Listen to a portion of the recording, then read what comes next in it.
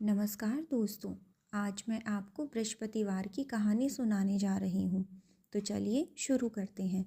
किसी गांव में एक साहूकार रहता था जिसके घर में अन्न, वस्त्र और धन किसी की कोई कमी नहीं थी, परंतु उसकी स्त्री बहुत ही कृपण थी। किसी भी भिक्षार्थी को कुछ नहीं देती थी, सारा दिन घर के कामकाज में लगी रहती।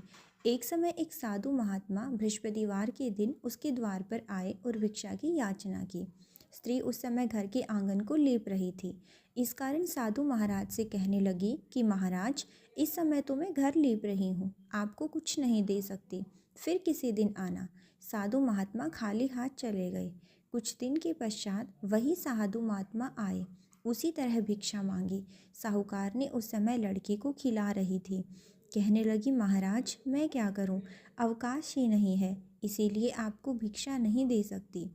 तीसरी बार महात्मा आए तो उसने उन्हें उसी तरह टालना चाहा, परंतु महात्मा जी कहने लगे कि यदि तुमको बिल्कुल ही अवकाश हो जाए तो क्या मुझको दोगी।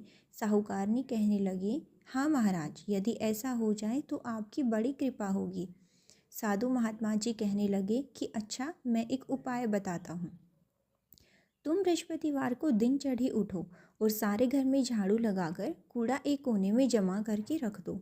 घर में चौका इत्यादि मत लगाओ। फिर स्नान आदि करके घर वालों से कह दो उस दिन सब हजामत अवश्य बनवाएं। रसोई बनाकर चूल्हे के पीछे रखा करो। सायंकाल को अंधेरा होने के बाद दीपक जलाओ तथा बृहस्पतिवार को पीले वस्त्र मत धारण करो, ना ही पीले रंग का भोजन करो। यदि ऐसा करोगे तो तुमको घर का कोई काम नहीं करना पड़ेगा। साहूकारनी ने ऐसा ही किया। बृहस्पतिवार को दिन चढ़े उठी, झाड़ू लगाकर कूड़े को घर के एक कोने में जमा करके रख दिया।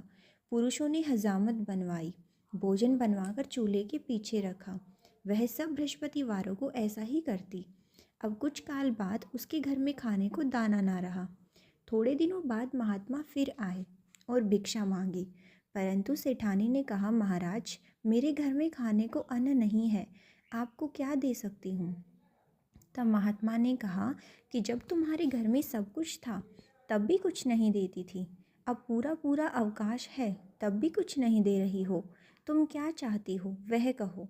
तब सेठानी ने हाथ जोड़कर कहा कि महाराज, अब कोई ऐसा उपाय बताओ कि मेरे पहले जैसा धन धान्य हो जाए। अब मैं प्रतिज्ञा करती हूँ कि अवश्य आप जैसा कहोगे वैसा ही करूँगी। तब महात्मा जी बोले, बृहस्पतिवार को प्रातःकाल उठकर स्नान आदि से निवृत्त हो, घर को गौ के गोबर से लीपो तथा घर के पुरुष हजामत ना बनवाए। भूखों को अन्न जल देती रहा करो। ठीक सायंकाल दीपक जलाओ। यदि ऐसा करोगी तो तुम्हारी सब मनोकामनाएं भगवान बृहस्पति देव की कृपा से पूर्ण होंगी। सेठानी ने ऐसा ही किया और उसके घर में धन धान्य वैसा ही हो गया जैसा पहले था। इस प्रकार भगवान बृहस्पति देव की कृपा से अनेक प्रकार के सुख भोगकर दीर्घ काल तक जीवित रही। प्रेम से बोलिए, बृहस्पति देव भगवान की जय हो, विष्णु भगवान की जय हो। धन्यवाद।